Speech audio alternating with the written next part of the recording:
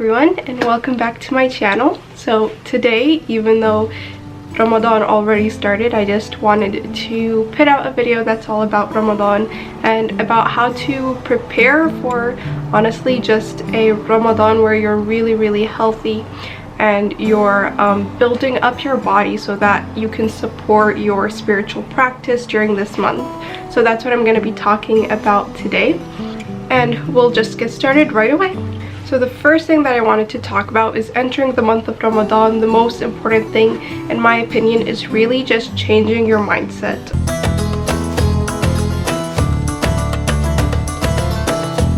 If you see Ramadan as a burden to you, that you have to fast, you can't eat, you're gonna be lazy and tired all day, then that's what it's gonna be for you.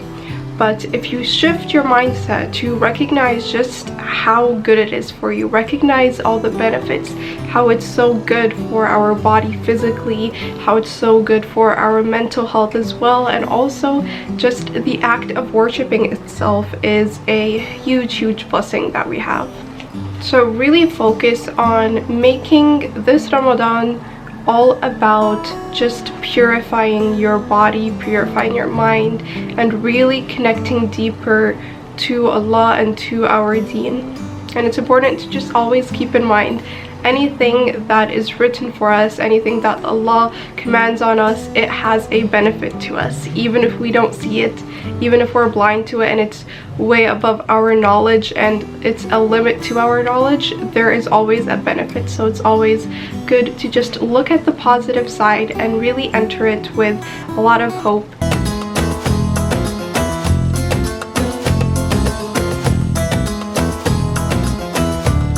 A lot of spirit, and to be open to really receiving all the positive benefits to it.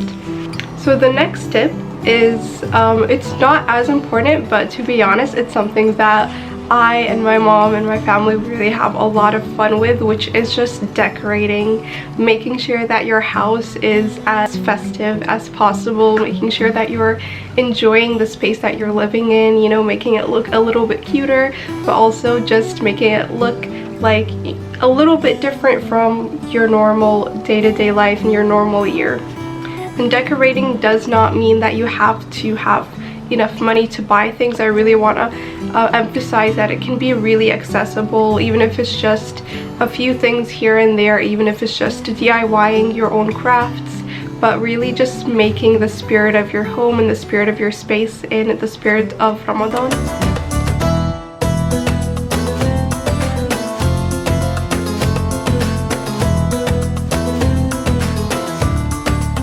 The next thing that we're going to talk about is nutrition, and I feel like this is something that we often forget, even though one of the biggest benefits of Ramadan is that you're cleansing, you're purifying your digestive system, and you're purifying your internal organs. So we tend to counteract that a lot by eating a lot more fried foods and a lot more sweets. So it's really important. Just keep in mind that, you know, this month it's not meant to be a food festival, it's not meant to be a food thing, it's really more spiritual.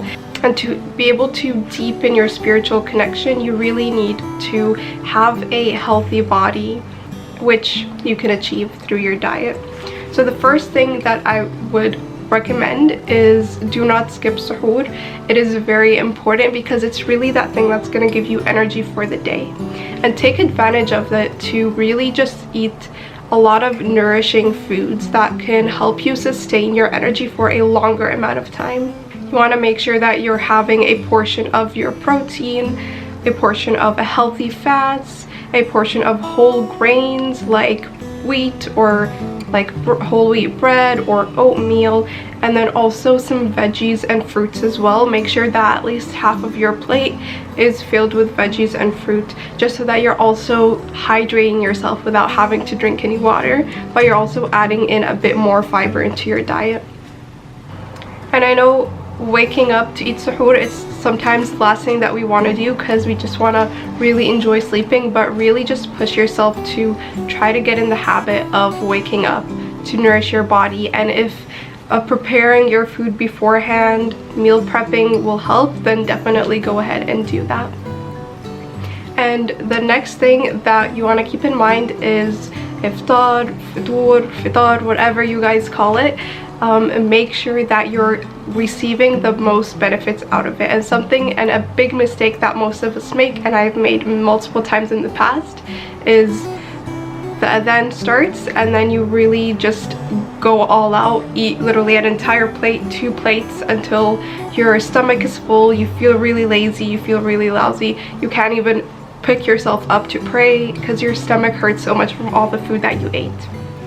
So what I would recommend in that case is, this is something that I did last year as well, is I would eat a little bit, maybe drink some water, eat some dates. You can even eat some fruits as well, because fruits are very, very good for you. They have a lot of water as well, so they'll hydrate you. And once you eat that small little portion, then you go pray Maghrib and then come back. Your stomach will already be a little bit full, so you won't really feel the need to put a bunch of food on your plate. And this tip will do wonders in really just preventing you from overeating, but also from preventing you from getting that really sick feeling where your stomach hurts after not eating for a long time and then suddenly eating a whole bunch. So it's definitely very, very beneficial for you. And then when you're eating dinner, try to be a little bit mindful of the things that you're putting on the plate. So I would recommend 1/4 of your plate protein, 1/4 of your plate carbs, and then half of your plate filled with veggies.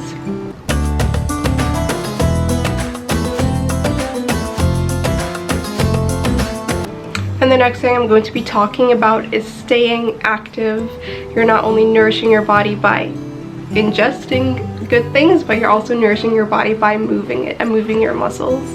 I know something that we do a lot is we tend to spend our entire day sleeping instead of actually moving, and that actually makes us even more lazy. It makes us really not get the benefits of Ramadan. Instead, we spend the entire Ramadan sleeping and not doing anything. So I do recommend that you move your body, you get active, even if it's just walking outside or doing some mobility work, or even just playing a fun game, a fun sport like basketball or soccer or whatever with your friends. And something that you do want to remember is that you don't need to go all out, you don't need to go hardcore. The month of Ramadan, the point of it is not to get stronger or get fitter. It's more spiritual, so just do enough so that you can benefit from the functional aspects of it, so that you're, you know, giving your body enough movement so that it can help you during your prayer. It can help you have the strength and the mobility and the flexibility to stand up during long prayers, and just so that you're feeling really your best during this month.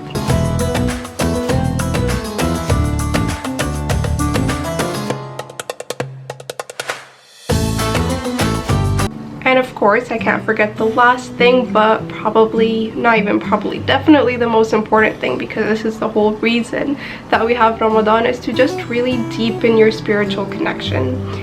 And what this means is very different for everyone. And I really want to emphasize here that you need to have a purpose to what you're doing. So for example, if you are working on reading the entire Quran by the end of Ramadan, and you don't understand a single thing from the Quran, maybe that's not the best way that you can really practice deepening your spirituality and deepening your Islam and Iman. So for everyone, it's really very different how they feel they really need to spend this month to benefit them the most, you know, whether that's praying Taraweeh, or maybe it's doing tafsir of the Quran, maybe it's reciting the Quran, maybe it's memorizing the Quran. Whatever it is that you feel connects you most to God, then that's what you want to do, instead of just copying what other people do or doing what's told of you without really feeling the benefits of it. And that's it for today's video. I really wanted to make it short but sweet and simple, and also something that you can benefit from, because this is definitely something that I definitely benefit from. And I'm really excited about this year. I feel like this Ramadan, I'm really happy because I feel like I'm a lot more enthusiastic about it, because I realized just how valuable and just how grateful I am to have this month. So I wish you all a Ramadan Kareem. I hope you all have a lot of fun this year with Ramadan, and I hope you spend a lot of time with your family, and also just really spend a lot of time being in peace and tranquility and gaining your spiritual benefits through this month. Thank you all for watching, and I'll see you all next time. Bye!